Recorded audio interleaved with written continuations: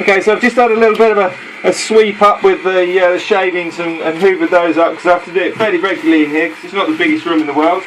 In fact, I think most of you probably got bathrooms bigger than this room, but just going to start with 120. Just refine the shape of these and toes. Particularly watching my fingers around this square edge, because if it hits, it's going to hurt a lot more than hitting a round surface.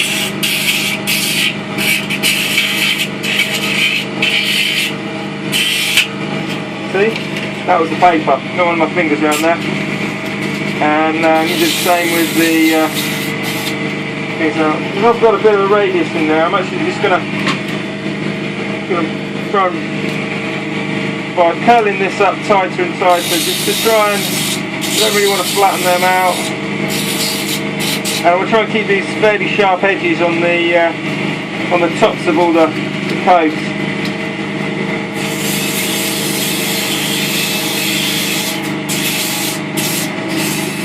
Just kind of refining the shape of these radiuses. Don't want to straighten them off, flatten them out.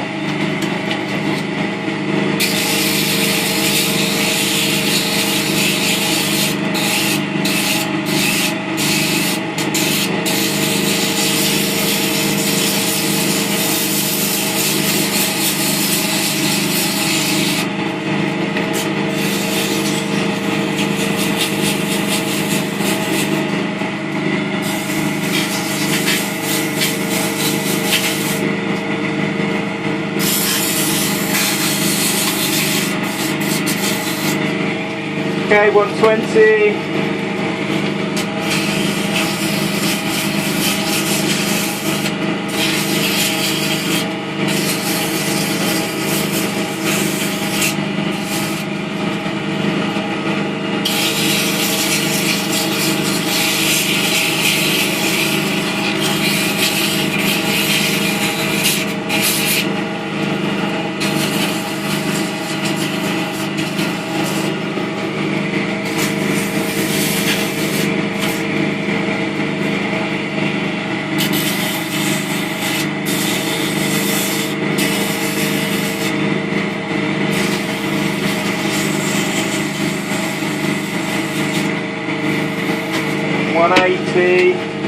More 180.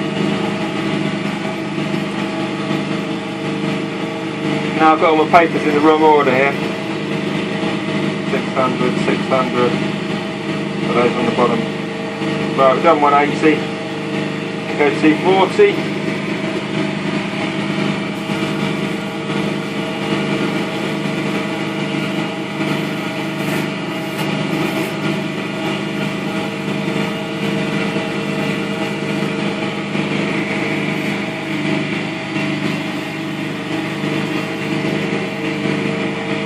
I do like this mesh stuff. It's made by called Abranet. Made by Merca. So you can actually roll it up into a little tube. Carvers love it apparently. You can fold it up and get it in all the little nooks and crannies of your carvings. I wouldn't call myself a carver, but nearest I get to carvings on a Sunday dinner. And that don't happen very often. Okay, so I'm just going to work my way through these. Feel free to fast forward, I might even edit it out.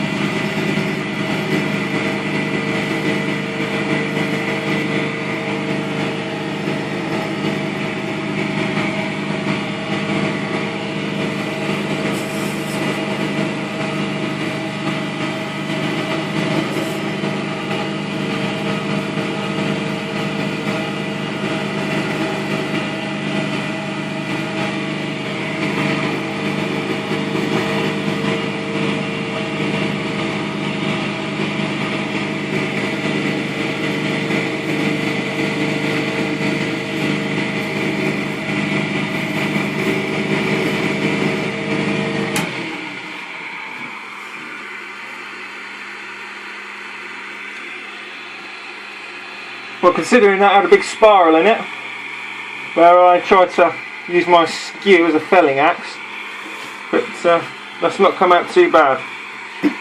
So, you're probably wondering what I'm going to do next. Well, I'm going to take these waste bits off.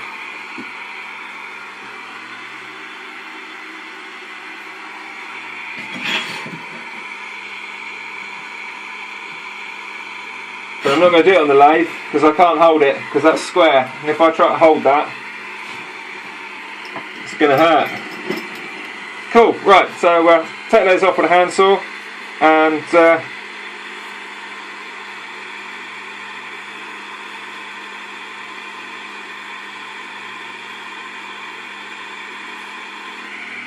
then we'll see what comes next. Okay, well that's basically the turning of this project finished, and to be honest, I think you could probably get away with, even if you haven't got a lathe, putting some kind of decorative piece on the end here. But I've gone ahead and split this down the middle diagonally to create the two wedge shapes. I actually did it freehand with a bandsaw, but if you've got one of Laney's newfangled tapering jigs for your table saw, or to be honest, any other tapering jig for a table saw, quite easily do that. In fact, you probably get a better result on a table saw because of the straight blade. I deviated from the line quite a bit doing it. I did it freehand because I don't have a tapering jig, which does mean there's quite a bit of sanding because obviously you've got to get it back to flat, and that's potentially quite a bit of sanding on there. But I'm just going to finish off. I've sanded this one, so I'm just going to finish sanding this one off, and then basically it's ready for some kind of finish. So not the most challenging of projects.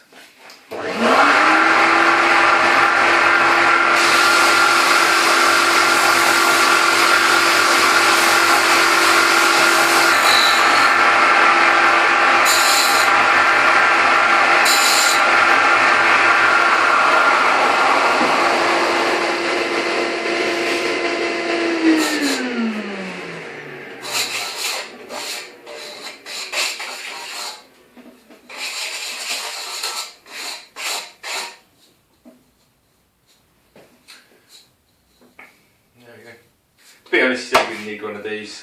It's handy because it's a lot quicker, but if you haven't got one of these, you can do it on a belt sander, turned upside down, held on. And if you haven't even got a belt sander, you could do it with a piece of coarse sandpaper, some carpet spray adhesive, stick it down to a board and just do it manually. So I think it's time to put some finish on this.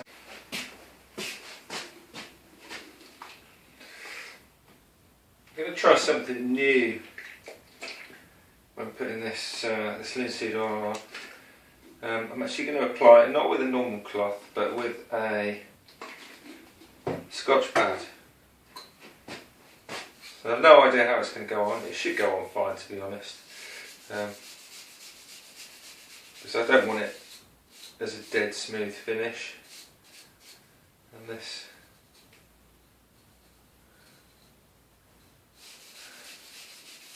Wormholes look quite nice.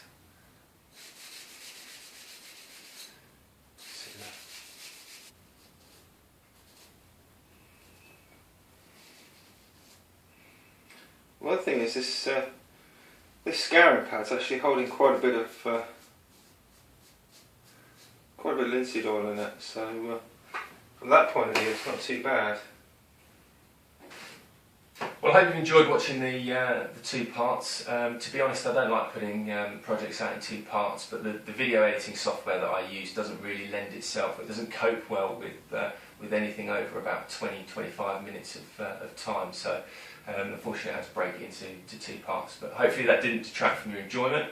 It certainly didn't detract from my enjoyment of making the projects in the first place. So yeah, I didn't really show, I think, at all the process of separating the two pieces together.